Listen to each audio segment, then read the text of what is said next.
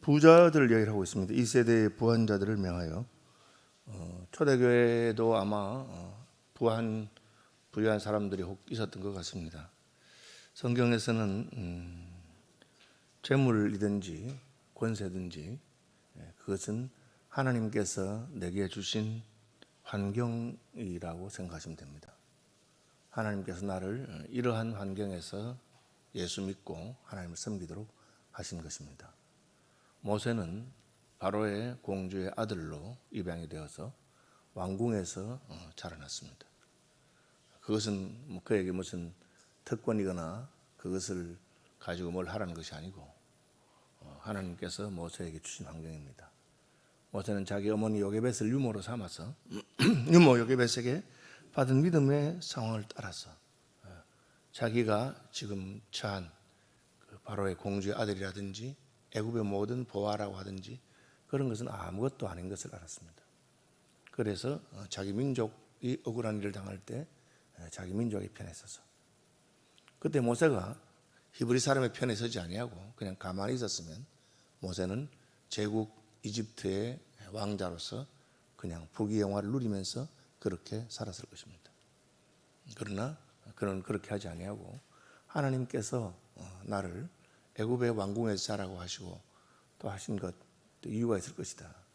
백성들은 노예니까 아무 소리 못해도 나는 왕자니까 할 말을 해야 되겠다 하면서 애굽 사람을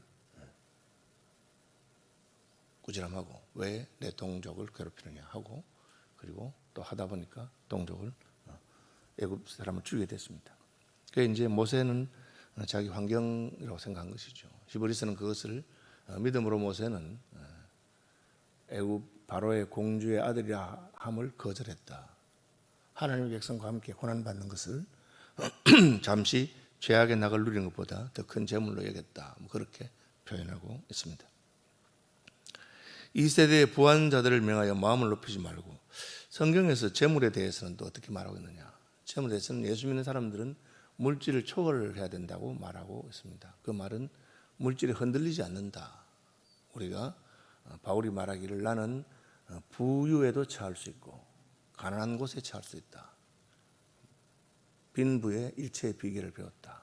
그 말은 예수 믿는 사람들이 무슨 그냥 구질구질하게 그렇게만 살아라는 뜻이 아니고, 얼마든지 우리도 세계에서 가장 부유한 사람으로 하나님께서 나를 세우신다면 그 역할을 감당할 수 있을 것입니다. 그리고 또 반대로 또 하나님께서 나를 가난하게 하셔도 전혀 상관이 없이 물질의 유무와 상관이 없이 물질을 초월하는 그런 삶을 살 수 있다 하는 것입니다. 그것은 하나님이 내게 주신 기회이기 때문에 내가 부유하면 그 재물을 가지고 하나님을 잘 섬길 수 있는 기회가 됩니다.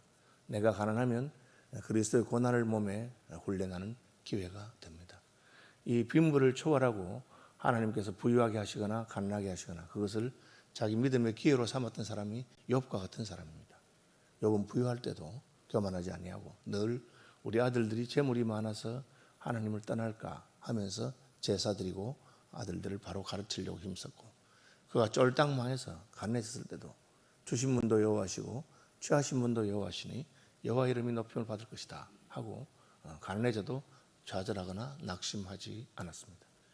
여러분이 부유하면 여러분은 겸손한 것을 배워서 이 재물이 내 것이 아니고 하나님께서 내게 관리를 맡기신 것이니까 어떻게 해야 하나님 가장 기뻐하는 게 쓸까, 그렇게 생각하셔야 됩니다. 그렇지 아니하고 이 재물이 나를 책임지고 나를 보장한다고 생각한다면 점점 재물에 욕심을 내게 되고 더 큰 창고를 짓게 되고 하는 것입니다. 실제로 오늘날 우리가 먹고 사는데 얼마나 많은 돈이 필요하겠습니까? 그렇게 많은 돈이 필요하지 않음에도 불구하고 인생들은 더 많은 것을 가지고 있어야 안심이 되는 것처럼 그렇게 살고 있습니다. 어리석은 부자는 예수님의 비유에서 말씀하시기를 농사가 잘 되고 수익이 많아서 창고를 더 크게 짓고 옛날에는 그렇게밖에 할 수 없었으니까 창고를 지어서 자기의 소출을 가득히 넣어두고는 흐뭇한 마음으로 내 영혼아 내가 여러 해 설 양식을 이렇게 쌓아두었으니까 평안히 쉬고 먹고 마시고 즐거워해라, 그렇게 말하는데 하나님께서는 어리석다. 오늘 밤에 내가 너의 영혼을 데려가면 너의 예비한 것이 누구 것이 되겠느냐. 그렇게 말합니다. 만약에 제가 이제 내일 아침에 죽는다고 생각한다면 제가 하루밖에 안 남았는데 제가 하루 동안 얼마나 많은 것을 먹을 수 있으며 얼마나 많은 걸 할 수 있겠습니까? 그냥 하루를 지났는데 몇만 원만 있으면 저는 오늘 하루를 지났는데 충분한 그런 사람일 것입니다. 한 푼도 없어도 하루 좀 굶어도 괜찮고 내일 하나님 나를 불러가신다면 그 재물은 아무것도 쓸 수 없는 그런 것이 될 것입니다. 그래서 부유한 자들이 마음을 높이지 말아라. 그 말은 재물 때문에 교만해진다는 뜻이죠. 내가 재물이 있으니까 스스로 당당해지고 그렇게. 여러분, 이 자본주의 사회에서 재물에 우리가 조금 흔들리는 것은 어쩔 수 없습니다. 아이들도 주말에 용돈이 좀 든든히 있으면 그냥 자신이 만만하고 지갑에 돈이 없으면 좀 풀이 죽고 그렇게 하는 것이 인생입니다. 그러나 우리에게는 재물 말고 다른 게 하나 있습니다. 누굽니까? 예수님입니다. 예수님께서 내 인생을 책임진다. 재물이 아니라 하나님이 나를 책임지시는 분이다. 그래서 정함이 없는 재물에 소망을 두지 말아라. 이 말은 그 재물이 나를 안전하게 할 것이고 나를 책임질 것이고 나의 노후를 보장할 것이다. 그렇게 요즘으로 말하면 연금이죠. 연금. 내가 이제 연금이 있으면 무슨 그 연금 때문에 나는 안전할 것이다. 그렇게 생각하는데 그렇게 하지 말고 오직 우리에게 모든 것을 후히 주사 누리게 하시는 하나님께 두며. 참 재밌는 말씀하시는데 하나님이 우리의 소망인 것은 맞는데 하나님은 그냥 소망이 아니고 후히 주시는 분이다. 후히 주시는 분이다. 어떻게 하면 후히 받습니까? 달라고 하면 되죠. 하나님께 무엇이 필요한지를 달라고 하면 되고 또 하나님은 우리의 필요한 것을 아셔서 달라고 하지 않아도 우리의 필요한 것을 주시는 분이십니다. 그리고 그냥 줄 뿐 아니라 누리게 하신다 하는 말이 있습니다. 어떤 사람들은 소유는 많은데 그것을 누리지 못하는 분들이 있습니다. 이제 제가 목사를 하다 보니까 여러 형편에 처한 분들을 보잖아요. 상당히 재산도 많이 모았고 이제 노후가 재미있고 안락할 것 같은데 병이 들었어요. 큰 병이 들어가지고 먹지도 못하고 그냥 튜브로 이렇게 해야 되고 그런 분을 보면 아이고 저 재산은 많은데 그냥 먹는 것도 제대로 못 먹고 쓰지도 못하고 저러다가 가시는구나. 그게 뭡니까? 누린다는 누린다. 우리가 건강이 있어야 누리고 시간이 있어야 누리고 형편이 되어야 누리는 겁니다. 오늘날 대한민국은 선진국에 들어가기 때문에 여러분 우리가 가진 거 다 누리지 못하고 싶습니다. 여러분 그렇게 생각하시면 됩니다. 그래서 여러분이 뭐 어떤 형편인지 모르지만 여러분 대부분의 사람들이 자기가 지금 소유하고 있는 것도 다 쓰지 못하고 죽습니다. 결국은 남겨서 자식들이 싸우죠. 서로 자기가 더 많이 가져야겠다고 그러다가 갑니다. 그래서 가진다고 해서 누리는 것도 아닙니다. 또 없다고 해서 못 누리는 것도 아닙니다. 그렇죠? 저는 이제 어쨌든 사람을 키우는 일을 하고 목회를 오랫동안 했잖아요. 그러면 뭐 목회자가 무슨 제가 무슨 좋은 차가 필요하겠습니까? 좋은 집이 필요하겠습니까? 그런 거 없어도 돼요. 그런데 내 제자들이 제가 어디든지 뭐 집회를 가든지 혹은 뭐 여행을 하든지 하면은 와서 자기 차 좋은 차로 나를 모시고 가서 그냥 목사님 오셨습니까? 하고 딱 해주고 그건 누리는 거죠. 제 차가 필요 없어요. 그죠? 그리고 먹는 것도 마찬가지입니다. 제가 뭐 거기 가면 뭘 먹을지요?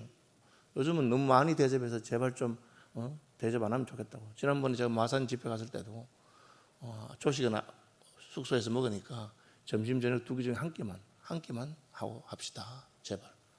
그랬는데 말로 안 들어가지고 거기 뭐 장로님들이 와서 그냥 한 끼만 하자는데 점심이고 저녁이고 저를 끌고 다니는데 얼마나 괴로운지 몰라요. 그래서 제가 참 이게 강사가 안 먹겠다는데 왜 자꾸 먹이는지 모르겠어요. 그래서 어쨌든 그럼 뭐 집사람하고 나하고 둘이 하나만 먹자든지 아니면 집사람은 자기는 강사 아니니까 난 안 먹어도 된다 하면서 자기는 안 오고 그렇게. 우리가 오늘날 여러분 누리는 것만 해도 넘치는 거예요. 그리고 가지지 않아도 너무 과해서 문제가 되는 거지. 우리가 재물을 가지고 있다고 해서 누리는 것은 아닙니다. 하나님께서 누리게 해야 누리는 것이고 또 그 재물이 나의 소망, 나의 장래를 보장해 주는 것도 전혀 아닙니다. 하나님께서 우리의 소망이 되시고 하나님께서 그걸 보장해 주는 거죠. 야곱을 한번 생각해 봅시다. 야곱은 항상 생각이 많고 내가 형한테 장자의 명분 저걸 빼앗아 와야 내 장래가 보장이 되겠다. 그래서 형을 속이고 그걸 빼앗아. 그리고 외삼촌한테 가서도 어떻게 하든지 자기 양떼의 숫자를 늘리기 위해서 그렇게 한 겁니다. 그런데 나중에 어떻게 되죠? 그 잡아온 양떼와 소떼 키운 걸 갖다가 자기 형 에서하고 마음이 딱 상해 있으니까 집으로 돌아가야 되는데 에서를 만날 생각하니까 세 때나 한 때, 두 때, 세 때 뇌물을 보내고 또 선물 보내고 또 보내고 그렇게 해도 안심이 안 되는 거예요. 여러분, 야곱이 처음부터 그런 재물에 소망만 안 뒀으면은 그냥 양이 좀 늘어나면 아이고 참 내가 형님 속여 왔는데 하고 회개하고 철마다 형한테 양 한 마리씩이든지 무슨 낙타 한 마리씩 보내고 형님 내가 미안하요. 그렇게 했으면 그 20년 동안 관계가 회복되고 했으면 뭐 그냥 형이 야 빨리 돌아오라. 넌 좋겠다. 그렇게 하지 않겠어요? 자기 삼촌 외삼촌 라반하고도 외삼촌이 날 하나를 속이면 난 두 개를 속였다 해가지고 그 꾀를 내가지고 어떻게든 자기 양 새끼 튼튼하고 좋은 거 하려고 수단과 방법을 안 가리니까 나중에 삼촌이 딱 보니까 저놈이 그냥 우리 양떼를 다 빼앗아가는가 그래가지고 원수처럼 되는 그렇게 되는 겁니다. 물론 하나님이 야곱 편을 들어주셔서 외삼촌이 못했겠죠. 외삼촌은 마찬가지입니다. 라반의 입장에서 아니 자기 조카잖아요. 적절하게 삭스를 주면 됩니다. 그런데 좀 어떻게 하면 좀 적게 주려고 자기는 부자인데도 야곱 일 잘하는데도 어떻게 하면 적게 주려고 그냥 너는 이런 양떼만 해라 하고 그렇게 서로 꾀를 쓰는데 서로 다투고 안 되는 거죠. 왜 그렇습니까? 이게 재물이 좀 있어야 그냥 먹고 사는 것 하나님이 책임진다고 생각하지 않으니까 내가 책임지려니까 자꾸 이제 그렇게 하는 거예요. 은퇴하고 나서 나는 뭘 할까? 몇 살까지 살까? 그런 이 의학이 좋아져서 오래 살게 되는 것도 나중에 짐인 거예요. 내가 이제 90까지 살면 어떻게 할까? 100살까지 살면 어떻게 할까? 그렇게 염려하고. 그런데 디모데에게 그런 생각 좀 하지 말고 하나님께 소망을 두라. 우리에게 모든 것을 후히 주사 누리게 하시는 하나님께 소망을 두라. 나는 예수 믿지 않나. 하나님이 내 주인이시니까 하나님이 내 인생 책임지시는데 여러분 거기에 약간의 차이인데 생각이 차이인데 거기서 탁 하나님께 맡겨버리면 그렇게 편할 수가 없어요. 그렇게 인생이 기쁘고 즐겁고 뭐 돈뿐이겠습니까? 다른 것도 마찬가지입니다. 자식도 마찬가지고 내 장래도 마찬가지고 내 사업도 마찬가지입니다. 그러니까 나는 뭐 죽어도 이 사업을 내가 반드시 성공해야 된다고 생각하고 있으니까 그러니까 뭐 그 짐이 그냥 심지어 목사님들도 마찬가지예요. 목사님들도 목회를 하나님께 딱 맡기고 하나님 하는 대로 그냥 하면 되는데 내가 이걸 어떻게 하든지 교회를 더 성장시키고 뭐하고 선한 욕심이에요. 그런데 그게 평안이 없어요. 평안이 없고 저렇게 교회를 크게 키우고 성공했으면 참 기쁘고 화내야 되는데 그냥 찌든 사람처럼 그렇게 정함이 없는 재물에 소망을 두지 마라. 우리 교회는 그렇게 부자가 별로 없어서 해당이 안 되나 싶을지 모르겠는데 여러분 우리나라 사람들이 세계적으로 줄 세우면 굉장히 부자예요. 전 세계 70억 줄 세우면은 대충 먹고 사는 사람도 상위에 속해요. 아프리카의 어느 부족에 가면은 그냥 밥그릇 하나 있으면 부자한 그런 데도 많이 있습니다. 우리가 그런 거하고 비교할 수는 없지만 어쨌든 어느 나라에 여행 다녀 보시면 우리나라 사람 못 사는가요? 잘 살아. 그만하면 됐는데 자꾸 이제 우리가 물질에 자꾸 마음을 두는데 그러면 어떻게 됩니까? 평안이 없고 만족도 없고 기쁨도 없고 자꾸 염려만 하게 되고 그렇게 되는 것입니다. 그럼 어떻게 되느냐? 선을 행하고 선한 사업을 많이 하고 나누어 주기를 좋아하고 너그러운 자가 되게 하라. 부자가 됐으면 어떻게? 이것은 하나님이 이 재물을 가지고 어떻게 쓰는가 보려고 하는 거구나. 제발 좀 복 받았거든 너그럽게 베풀고 너그럽게 헌금하고 하나님 일을 할 때 거절하지 말고 그렇게 하세요. 있으니까 하나님께서 기회를 준 겁니다. 내가 재물이 없으면 다른 걸로 하면 됩니다. 저는 늘 우리 교인들에게 하나님이 시간을 주셨으면 시간으로 봉사하고 돈 줬으면 돈으로 봉사하고 건강 줬으면 건강을 봉사하고 그게 하나님이 내게 이것도 주고 저것도 주고 하시면서 내가 어떻게 하는가 보려고 하는 겁니다. 기회잖아요. 있는 대로.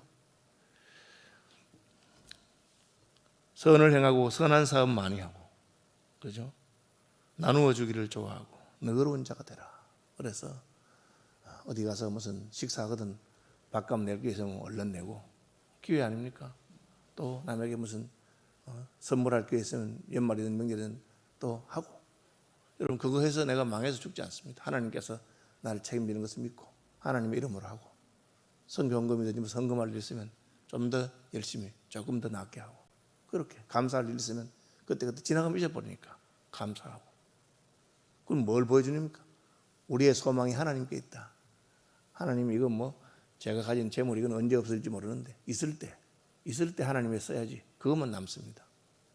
여러분 천국 가면 주님이 그래 너 돈 얼마 모아놨느냐, 통장에 얼마 있느냐, 재산이 얼마냐 그거 가지고 우리를 판단하겠습니까? 그건 전혀 하나님 신경 안 쓰십니다. 우리가 가지고 있는 거 가지고 어떻게 썼느냐, 내가 복음을 위해서는 어떻게 쓰고 선교할 때는 어떻게 쓰고 구제하는 데 어떻게 쓰고 어떤 사람 도와주고 그건 하나님이 다 기억할 겁니다. 그죠? 우리의 소유가 아니라 그 소유를 어떻게 거룩한 일을 위해서 허비했느냐. 대표적인 게 누굽니까?